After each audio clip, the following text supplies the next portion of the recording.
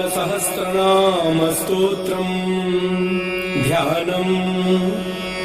कस्तूरी तिलकम् ललाटपटले वक्षस्थले कौस्तुभम् नासाग्रे वरमौक्तिकम् करतले वेणुः करे कङ्कणम् सर्वाङ्गे हरिचन्दनम् सुललितम् कण्ठे च मुक्तावली गोपस्त्री परिवेष्टितो विजयते गोपालचूडामणिः स्तोत्रम्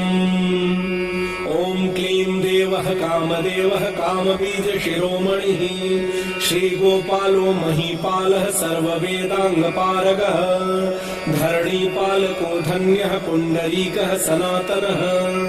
गोपतिर्भूपतिः शास्ता प्रहर्ता विश्वतोमुखः आदिकर्ता महाकर्ता महाकालः प्रतापवान् जगज्जीवो जगद्धाता जगद्भर्ता जगद्वसुः मत्स्यो